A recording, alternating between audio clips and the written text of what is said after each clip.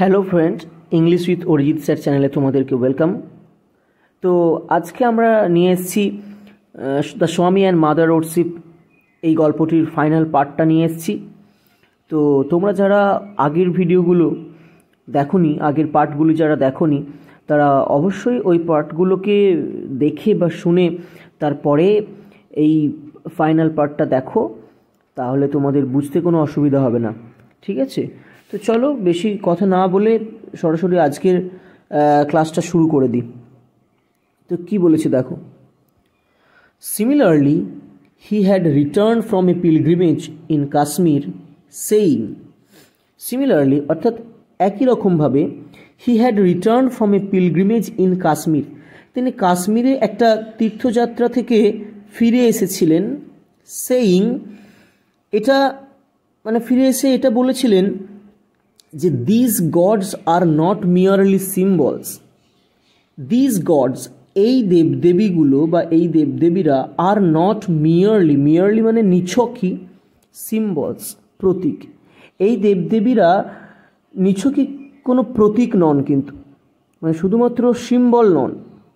তাহলে তারা কি না, they are the forms that the bhaktas have seen, তারা হলেন সেই রূপ যা ভক্তরা দেখে। অর্থাৎ ভক্তরা যেভাবে তাদেরকে দেখে আর কি তাদের কল্পনায়, ঠিক সেইভাবে তাদেরকে রূপ দেয়, এবং সেই রূপই হচ্ছেন এই দেবদেবীরা। ঠিক আছে? তাহলে এই যে দেবদেবীদের যে এই রূপটা এসেছে কোথা থেকে না, ভক্তদের কল্পনা থেকে। ভক্তরা যেভাবে তাদেরকে কল্পনায় দেখেন সেইভাবে তাদেরকে এই রূপটা দিয়ে থাকেন। বুঝে গেল? ঠিক আছে, তারপরে দেখো, and it is told of Sri Ramakrishna that, এবং শ্রীরামকৃষ্ণ সম্পর্কে এমনটা বলা হয়ে থাকে যে হি উড সামটাইমস স্পিক্স, তিনি কখনো কখনো বলে থাকেন, কামিং আউট অফ সমাধি, সমাধি থেকে বেরিয়ে এসে, সমাধি বলতে আমরা আগেই পড়েছি, গল্পের প্রথম পার্টেই জেনেছি সমাধি কি না, the highest stage of meditation, অর্থাৎ ধ্যানের যে সর্বোচ্চ পর্যায় সেটাকে বলা হচ্ছে সমাধি, যেটা স্বামীজি খুব সহজেই সমাধির মধ্যে প্রবেশ করতে পারতেন। তাহলে শ্রীরামকৃষ্ণও তার সমাধি থেকে বেরিয়ে এসে বলতেন of the past experience of that soul that dwelleth in him বা within him, of the past experience অর্থাৎ অতীতের অভিজ্ঞতা থেকে, অফ দ্যাট সোল সেই আত্মার, দ্যাট ডুয়েলথ উইদিন হিম যা তার মধ্যে বাস করত, অর্থাৎ তার মধ্যে বসবাসকারী যে সোলটা ছিল বা আত্মা ছিল, সেই আত্মার অতীত অভিজ্ঞতা থেকে তিনি কখনো কখনো বলে উঠতেন কি না, he who came as Rama, as Krishna, as Jesus dwells here, অর্থাৎ যিনি রাম, যিনি কৃষ্ণ এবং যিনি জেসাস হিসেবে এই পৃথিবীতে এসেছিলেন, তিনি এখানে বাস করেন। এখানে বলতে হয়তো ঠাকুরের মানে হৃদয়ের কথা বোঝাচ্ছেন, যে যিনি রাম হিসেবে এই পৃথিবীতে এসেছিলেন, যিনি কৃষ্ণ হিসেবে এই পৃথিবীতে এসেছিলেন, যিনি জেসাস হিসেবে এই পৃথিবীতে এসেছিলেন, তারা সবাইকার বাস কোথায় না, সবাইকার বাসই হচ্ছে এই ঠাকুরের হৃদয়ে আর কি, ঠাকুর শ্রী রামকৃষ্ণের হৃদয়ে। তারা সবাই হৃদয়ে বাস করেন, তাই না? আমরা তো জানি এই যে এরা সবাই হচ্ছেন একই ঈশ্বর, বিভিন্ন সময়ে বিভিন্ন যুগে তারা বিভিন্ন নামে এসেছেন, সবাই কিন্তু একই ঈশ্বর, এবং এই সমস্ত ঈশ্বরদের বাস কোথায় না, মানুষের অন্তরে, মানুষের হৃদয়ে। অ্যান্ড দেন, এবং তারপর উড অ্যাড প্লেফুলি, তারপর তিনি একটু মজার ছলে আরও যোগ করে বলেন, turning to his chief disciple, তার প্রধান শিষ্যের দিকে ঘুরে, তার প্রধান শিষ্য কে? স্বামীজি, স্বামী বিবেকানন্দ, তার দিকে তিনি ঘুরে বলেন, but not in your Vedanta sense Naren, কিন্তু তোমার বেদান্ত যে সেন্স, মানে কি বলবো, তোমার যে বেদান্ত ধারণা, হ্যাঁ, সেই বেদান্ত ধারণাতে কিন্তু নয়। নরেনকে বলছে একটু মজার ছলে যে, নরেন, তুমি যে ওই বেদান্ত দর্শনে বিশ্বাস করো, সেই বেদান্ত দর্শন অনুযায়ী কিন্তু এই ব্যাপারটাকে তুমি কানেক্ট করতে পারবে না বা রিলেট করতে পারবে না। আমি যে কথাটা বলছি সেটা কিন্তু তুমি তোমার বেদান্ত সেন্স অনুযায়ী, বেদান্ত দর্শন অনুযায়ী তুমি কিন্তু রিলেট করতে পারবে না। Thus, we are admitted to a glimpse of the struggle that goes on in great souls. কি বললো?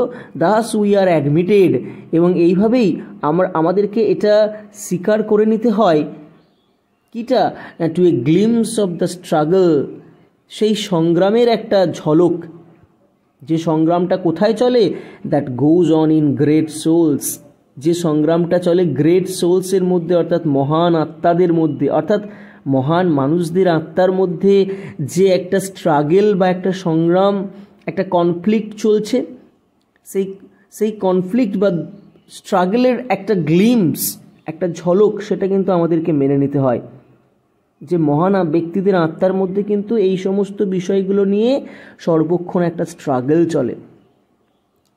ঠিক আছে, তারপর কি বলছে, কেন এই স্ট্রাগলটা চলে?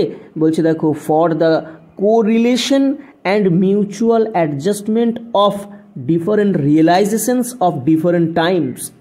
ফর দ্য কোরিলেশন মানে হচ্ছে কি, এটা পারস্পরিক সম্পর্ক, অ্যান্ড মিউচুয়াল অ্যাডজাস্টমেন্ট তার মানেও হচ্ছে একটা পারস্পরিক সমন্বয়। কিসের? অফ দ্য ডিফারেন্ট রিয়েলাইজেশনস, বিভিন্ন যে উপলব্ধি, অফ ডিফারেন্ট টাইমস, বিভিন্ন সময়ের। তাহলে বিভিন্ন সময়ে বিভিন্ন যে রিয়েলাইজেশনস বা উপলব্ধি, তাদের মধ্যে যে একটা পারস্পরিক সম্পর্ক এবং পারস্পরিক সমন্বয় সাধন, এই কারণে বিভিন্ন সময়ে বিভিন্ন উপলব্ধি হয় তাদের মনের মধ্যে। এই সমস্ত গ্রেট সোলসদের মনের মধ্যে বিভিন্ন সময়ে বিভিন্ন উপলব্ধি হয়, এবং এই বিভিন্ন উপলব্ধিগুলোর মধ্যে যে একটা পারস্পরিক সম্পর্ক এবং পারস্পরিক সমন্বয় সাধন করা, এই কারণে তাদের মনের মধ্যে কিন্তু সবসময় একটা স্ট্রাগল বা একটা সংগ্রাম চলছে। এটা আমাদেরকে মেনে নিতে হবে, মানে তাদের সম্পর্কে পড়লেই আমরা এটা জানতে পারবো। On the one side the mother, একদিকে আছেন কে না মা, অর্থাৎ মা Kali. On the other side ব্রহ্ম, আর অন্য পাশে রয়েছেন কে না ব্রহ্ম বা গড। ঠিক আছে, তাহলে একদিকে রয়েছেন মা কালী, অন্যদিকে রয়েছেন ব্রহ্ম। We are reminded of the Swami's own words, আমাদেরকে মনে করিয়ে দেওয়া হয় স্বামীজির নিজের মুখ থেকে বলা কথাগুলিকে, হার্ড লং এগো, যেটা দীর্ঘদিন আগে শোনা গিয়েছিল আর কি, সেই কথাগুলো আমাদের মনে পড়ে যায়। কি সেই কথাগুলো? The impersonal god seen through the mists of sense is personal. Impersonal god অর্থাৎ নৈর্ব্যক্তিক ঈশ্বর, যে ঈশ্বর কারোর পার্সোনাল নন, নিরপেক্ষ যে ঈশ্বর, সেই ঈশ্বরকে যখন দেখা হয়, সিন থ্রু মানে দেখা হয় কিসের মধ্য দিয়ে? The mists of senses. Mist of sense অর্থাৎ কি? মিস্ট অফ সেন্স মানে কি না, মানুষের বিভিন্ন ইন্দ্রিয়ের মধ্য দিয়ে, বা বলতে পারি আমরা হিউম্যান ইন্টেলেক্টসের মধ্য দিয়ে, মানুষের বুদ্ধির মধ্য দিয়ে যখন এই ইম্পার্সোনাল গডকে দেখা হয়, তখন সেই ইম্পার্সোনাল গড কিসে পরিণত হন না পার্সোনাল গডে পরিণত হন, ব্যক্তিগত ঈশ্বরে পরিণত হন। ঠিক আছে, অব্যক্তিগত বা নৈর্ব্যক্তিক ঈশ্বরকে যখন হিউম্যান ইন্টেলেক্টস দিয়ে বা বিভিন্ন সেন্সগুলো দিয়ে আমরা দেখব, তখন সেই নিরপেক্ষ ঈশ্বর বা নৈর্ব্যক্তিক ঈশ্বর ব্যক্তিগত ঈশ্বরে পরিণত হন। এই কথাটা বলেছিলেন কে না স্বামীজি বলেছিলেন। In truth it might well be that, এমনটা সত্যি হতে পারে যে দ্য টু আইডিয়াস, এই দুটো আইডিয়া বলতে কে না ওই idea of mother and idea of Brahma could not B রিকনসাইল্ড, এরা কখনো মানে খাপ খেতে পারে না বা কখনোই এদের পুনর্মিলন হতে পারে না। এই দুটো আইডিয়ার পুনর্মিলন বা সন্ধি কখনোই হতে পারে না। Both conceptions could not be equally true at the same time, এই উভয় ধারণা কখনোই একই সঙ্গে সমান সত্য বলে প্রমাণিত হতে পারে না। ঠিক আছে, এই দুটো ধারণা কখনোই একসঙ্গে একই সত্য বা সমান সত্য এমনটা হতে পারে না। তার মানে একটাকে সত্য হতে হবে, অপরটাকে কিন্তু মিথ্যে না হলেও মানে কোনো মানুষ একই সঙ্গে এই দুটো আইডিয়াস বা কনসেপশনকে মেনে নিতে পারবে না। একজন ব্যক্তি এই দুটোর মধ্যে যে কোনো একটা কনসেপশনকে মেনে নিতে পারবেন, এইটা বলতে চাইছি। It is clear enough that in the end, এটা যথেষ্ট পরিষ্কার হয়ে যায় সবশেষে যে অ্যাজ এ সাবজেক্টিভ রিয়েলাইজেশন, একটা ব্যক্তিগত উপলব্ধি থেকে either the mother must become ব্রহ্ম, হয় মাকে ব্রহ্মে পরিণত হতে হবে, অর ব্রহ্ম দ্য মাদার, বা ব্রহ্মকে মায়ে পরিণত হতে হবে। এই সমস্ত কিছু আলোচনা থেকে বা এই সমস্ত কিছু ব্যাপারগুলো বোঝার পর অবশেষে এই সিদ্ধান্তে আমাদেরকে আসতে হবে যে হয় মাকে ব্রহ্মে পরিণত হতে হবে বা মাকে ব্রহ্মের মধ্যে মিশে যেতে হবে, বা ব্রহ্মকে মায়ের মধ্যে মিলে যেতে হবে। অর্থাৎ এই দুজন কিন্তু আলাদা আলাদাভাবে কখনোই স্ট্যান্ড করতে পারবে না। কোনো এই মানুষের বা কোনো ভক্তের হৃদয়ে একই সঙ্গে মা এবং ব্রহ্ম কিন্তু থাকতে পারবেন না। হয় মাকে ব্রহ্মের মধ্যে মিশে যেতে হবে বা ব্রহ্মকে মায়ের মধ্যে মিশে যেতে হবে বা গলে যেতে হবে। পরের লাইনে কি বলেছে? ওয়ান অফ দ্য টু, এই দুইয়ের মধ্যে একটিকে মাস্ট মেল্ট, অবশ্যই গলতে হবে, ইনটু দ্য আদার, অন্যটিতে। ঠিক আছে, এই দুইয়ের মধ্যে একটিকে অবশ্যই অন্যটির মধ্যে গলে যেতে হবে, হয় মাকে ব্রহ্মের মধ্যে বা ব্রহ্মকে মায়ের মধ্যে গলে যেতে হবে। দ্য কোয়েশ্চেন অফ হুইচ, যার প্রশ্নটা বা যে প্রশ্নটা, ইন এনি পার্টিকুলার কেস, কোনো নির্দিষ্ট ক্ষেত্রে, মানে কোনো নির্দিষ্ট আর কি ব্যক্তির ক্ষেত্রে, ঠিক আছে, কোনো একজন নির্দিষ্ট ব্যক্তি বা নির্দিষ্ট কোনো ভক্তের ক্ষেত্রে এই প্রশ্নটা যে কে কার মধ্যে মিলে যাবে, মা ব্রহ্মের মধ্যে মিলবেন নাকি ব্রহ্ম মায়ের মধ্যে মিলে যাবেন, এই যে প্রশ্নটা, এই প্রশ্নটা কি বলছে? ডিপেন্ডিং অন, অর্থাৎ নির্ভর করে দ্য ডেস্টিনি, নিয়তির ওপরে বা ভাগ্যের ওপরে, and the past of the worshipping soul, এবং ওই আরাধনাকারী বা পূজাকারীর আত্মার অতীতের ওপরে। এখানে ওরশিপিং সোল মানে হচ্ছে আরাধনাকারী ব্যক্তির আত্মা, তার অতীত অভিজ্ঞতার উপরে নির্ভর করছে যে তার ক্ষেত্রে, সেই নির্দিষ্ট ব্যক্তিটির ক্ষেত্রে বা সেই নির্দিষ্ট ভক্তের ক্ষেত্রে কে কার মধ্যে গলে যাচ্ছেন, মা ব্রহ্মের মধ্যে গলে যাচ্ছেন নাকি ব্রহ্ম মায়ের মধ্যে গলে যাচ্ছেন। এই যে প্রশ্নটা, এই প্রশ্নটা যে ডিপেন্ড করে কিসের ওপরে না, দুটো জিনিসের ওপর ডিপেন্ড করে বলেছে এখানে। এক হচ্ছে ডেস্টিনি বা লাক, যেটাকে আমরা বলি নিয়তি বা ভাগ্য, আর একটা হচ্ছে তার অতীতের ওপর, পাস্টের ওপর ডিপেন্ড করছে এই বিষয়টা।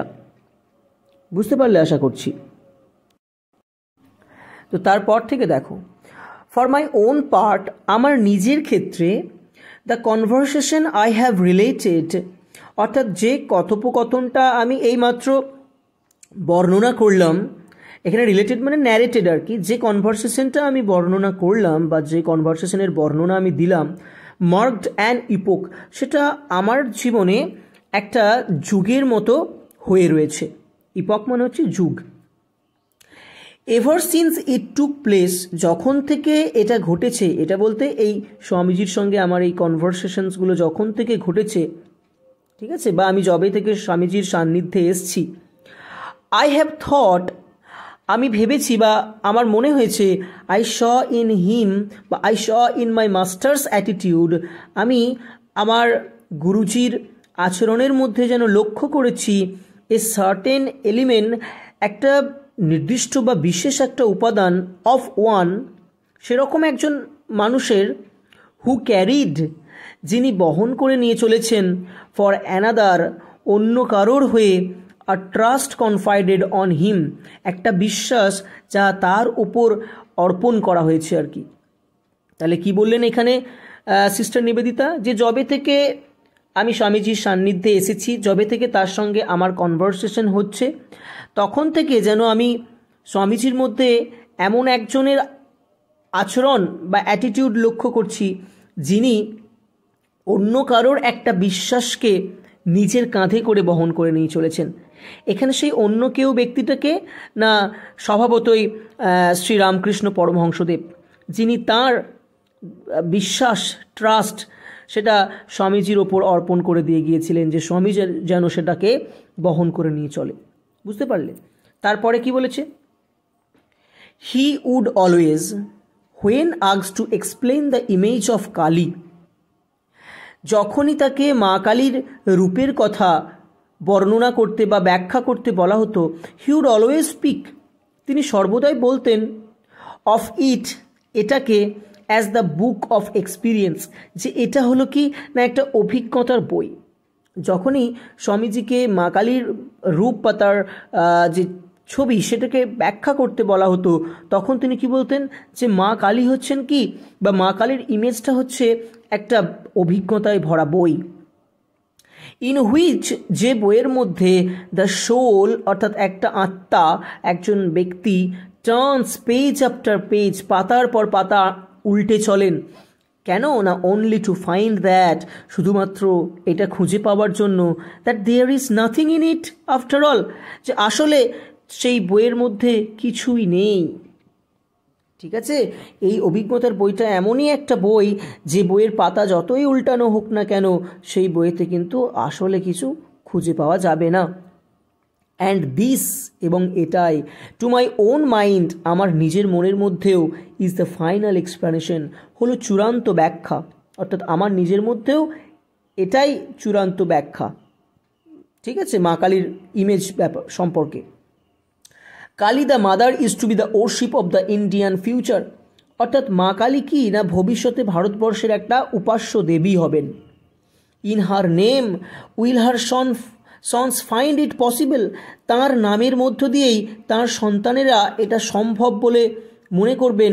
Two sound many experiences to their depths, to sound মানে এখানে আমরা বলতে পারি টু রিচ, পৌঁছানো, মেনি এক্সপিরিয়েন্সেস, অনেক অভিজ্ঞতায়, টু দেয়ার ডেপথস মানে বিভিন্ন অভিজ্ঞতার গভীরতায় পৌঁছানোটা তা সম্ভব হবে বলে মনে করবে তার সন্তানেরা তাঁর নাম নিয়ে। ঠিক আছে? কি বললো? যে তাঁর সন্তানেরা তাঁর নামের মধ্য দিয়ে, তাঁর নাম জপ করার মধ্য দিয়ে বিভিন্ন অভিজ্ঞতার গভীরে পৌঁছাতে সক্ষম হবে। ঠিক আছে? তারপরে অ্যান্ড ইয়েট, এবং তা সত্ত্বেও, ইন দ্য এন্ড, অবশেষে, দেয়ার হার্টস উইল রিটার্ন, তাদের হৃদয় ফিরে যাবে কোথায়? টু দ্য অ্যানসিয়েন্ট উইজডম, সেই সনাতন জ্ঞানের মধ্যে ফিরে যাবে। তাদের হৃদয়গুলো কিন্তু পরিশেষে সেই অ্যানসিয়েন্ট উইজডম বা প্রাচীন সনাতন যে জ্ঞান, সেই জ্ঞানের কাছে ফিরে যাবে। And each man will know, এবং প্রত্যেকটা মানুষই জানবে, হোয়েন হিজ আওয়ার কামস, যখন তার সময় আসবে, that all his life was but a dream, যে তার এই পুরো জীবনটা নিছকই একটা স্বপ্ন ছাড়া আর কিছু নয়। যেমন করে আমরা দেখতে পাই যে শেক্সপিয়ারের ম্যাকবেথ শেষে কি বলছে না, life is but a walking shadow, জীবন একটা যেন চলমান ছায়া। সেরকম করেই মানুষ সব শেষে গিয়ে বুঝতে পারবে যে তাদের এই পুরো জীবনটা একটা স্বপ্ন ছিল, একটা স্বপ্ন ছাড়া এটা কিছুই নয়। তারপরে কি বলেছে? Who does not remember the Veda like words of the Gita, কে ওই বেদের মতো যে শব্দগুলো গীতায় রয়েছে সেই শব্দগুলো মনে করতে না পারে? কে ওই বেদের মতো যে একই কথা গীতাতে বলা রয়েছে, সেই গীতার কথাগুলো কার না মনে রয়েছে? কি সেই কথাগুলো? Not verily by avoiding action can a man rise to this inaction, বলছে বাই অ্যাভয়েডিং অ্যাকশন, অর্থাৎ কর্মকে উপেক্ষা করে গিয়ে, ক্যান এ ম্যান রাইজ, একজন মানুষ কি উঠতে পারেন বা পৌঁছাতে পারেন, টু দিস ইনঅ্যাকশন, এই ইনঅ্যাকশনের মধ্যে, এই নিষ্ক্রিয়তার মধ্যে। অ্যাকশন না করে বা অ্যাকশনকে অ্যাভয়েড করে, কর্মকে উপেক্ষা করে কোনো মানুষ কি কখনো নিষ্ক্রিয়তায় পৌঁছাতে পারেন? এই যে কথাগুলো, এইগুলো তো কেউ ভুলতে পারবে না, যেগুলো গীতায় বলা রয়েছে। May we not similarly know, হয়তো একইভাবে আমরাও জানবো না, ফর এ সার্টেনটি, নিশ্চিতভাবে, দ্যাট, যে, not without going through this experience, এই অভিজ্ঞতাগুলোর মধ্য দিয়ে না গেলে ক্যান উই রিচ, আমরা কি পৌঁছাতে পারবো the realization at the end, অবশেষে ওই উপলব্ধিতে। বলছে একইভাবে may we not know for a certainty, আমরা কি নিশ্চিতভাবে এটা জানি না, that not without going through this experience, এই অভিজ্ঞতার মধ্য দিয়ে না গেলে can we reach the realization at the end, আমরা কি অবশেষে উপলব্ধিতে, চরম বা পরম যে উপলব্ধি, সেই উপলব্ধিতে গিয়ে পৌঁছাতে পারবো, অর্থাৎ আমরা পৌঁছাতে পারবো না। এই ইন্ট্রোগেটিভ সেন্টেন্সটাকে যদি আমরা অ্যাসার্টিভ করি তাহলে কি, যে এই অভিজ্ঞতাগুলোর মধ্য দিয়ে না গেলে আমরা কখনোই কিন্তু সেই উপলব্ধিতে পৌঁছাতে পারবো না।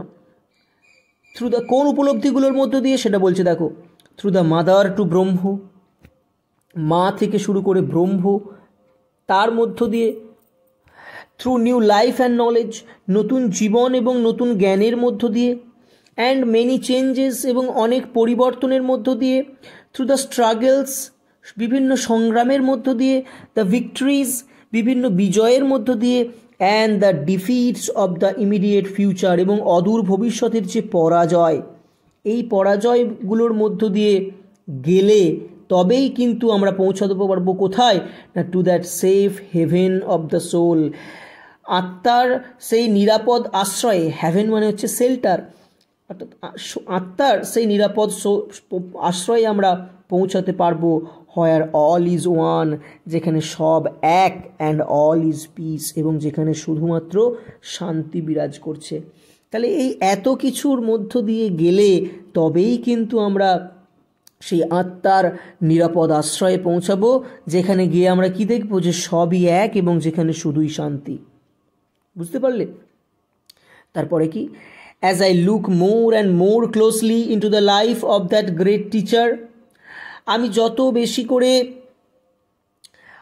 এই মহান শিক্ষকের জীবনকে লক্ষ্য করি, as I look more and more closely, আমি যত বেশি কাছের থেকে দেখি into the life of that great teacher, এই মহান শিক্ষকের জীবনের দিকে, হুম আই হ্যাভ ফলোড, যাকে আমি অনুসরণ করেছি, I see each day with growing clearness, আমি প্রত্যেক দিন আরও বেশি স্পষ্টতার সঙ্গে লক্ষ্য করি, how he himself was turning the pages of the book of experience, তিনি নিজে কিভাবে সেই অভিজ্ঞতার বইয়ের পৃষ্ঠাগুলো উল্টাচ্ছেন, and that it was only when he had come to the last word, এবং একমাত্র যখন তিনি ওই অভিজ্ঞতার বইয়ের শেষ শব্দে এসে পৌঁছেছিলেন, that he could lie back, তিনি শুয়ে পড়লেন, লাইক এ ওয়ারি চাইল্ড, একটা ক্লান্ত শিশুর মতো, in the arms of his mother, তার মায়ের বাহুতে, ঠিক যেমন করে একটা শিশু সারাদিনের খেলার পর ক্লান্ত হয়ে তার মায়ের কোলে, তার মায়ের বাহুতে এসে শুয়ে পড়ে, ঠিক সেরকম করে স্বামীজি সেই অভিজ্ঞতার বইয়ের পাতা উল্টাতে উল্টাতে যখন শেষ শব্দে এসে পৌঁছালেন, তখন তিনিও ক্লান্ত হয়ে পড়লেন এবং তিনিও যেন মা কালীর বাহুতে গিয়ে শুয়ে পড়লেন। কেন? To be rapt away at last into the supreme revelation, rapt away হতে, অর্থাৎ যেন আবিষ্ট হতে বা আবৃত হতে, অ্যাট লাস্ট অবশেষে, ইন দ্য সুপ্রিম রিভিলেশন, অর্থাৎ পরম যে আপ্তবাক্য, সেই পরম আপ্তবাক্যে পৌঁছানোর জন্য, নোয়িং দ্যাট, ইহা জানিয়া যে, all this was but a dream, যে এই সমস্ত কিছুই একটা স্বপ্ন মাত্র, আর কিছু নয়। এই পরম আপ্তবাক্যে পৌঁছানোর জন্য, এই পরম উপলব্ধিতে পৌঁছানোর জন্য, যে এই গোটা জগৎ সংসার বা এই গোটা জীবনটা একটা স্বপ্ন ছাড়া আর কিছু নয়। ঠিক আছে? তো এই ছিল আমাদের দ্য স্বামী অ্যান্ড মাদার ওরশিপের পুরো টেক্সটার অ্যানালিসিস। তো তোমাদের কেমন লাগলো? তোমাদের কোনো জায়গায় যদি কোনো অসুবিধা হয়েছে কিনা বুঝতে, তোমরা অবশ্যই আমাকে কমেন্টে জানাবে। ঠিক আছে? এই টেক্সটটা একটু অন্যান্য টেক্সটের থেকে আলাদা, বিভিন্ন স্পিরিচুয়াল জিনিস রয়েছে, আধ্যাত্মিক জিনিস রয়েছে, সেজন্য একটু বেশি আমাকে বকতে হয়েছে, বেশি কথা বলেছি, হয়তো কোথাও কোথাও তোমরা বোর ফিল করবে যে স্যার কত কিছু বলেই যাচ্ছেন। তো দেখো, এই জিনিসগুলো একটুখানি তোমাদের সামনে ডিটেলসে না বললে জিনিসগুলো তোমাদের মাথায় ঠিক ঢুকবে না, সেই জন্যই আমি চেষ্টা করেছি যাতে করে তোমাদেরকে বোঝাতে পারি। তো আমার সঙ্গে থাকার জন্য তোমাদেরকে অনেক অনেক থ্যাংক ইউ জানাচ্ছি, আমি ধন্যবাদ জানাচ্ছি। তো ভিডিওটা যদি তোমাদের মনে হয়ে থাকে কাজে লেগেছে, উপকার হয়েছে ভিডিওটা থেকে, তো তোমরা অবশ্যই ভিডিওটিকে একটি লাইক করে দেবে। আর যদি আমার চ্যানেলটিকে সাপোর্ট করতে চাও তাহলে অবশ্যই চ্যানেলটিকে সাবস্ক্রাইব করে পাশে থেকো। তো পরবর্তী কোনো একটা নতুন টেক্সট আমরা শুরু করব। তো ততদিন পর্যন্ত তোমরা ভালো থেকো। Good bye.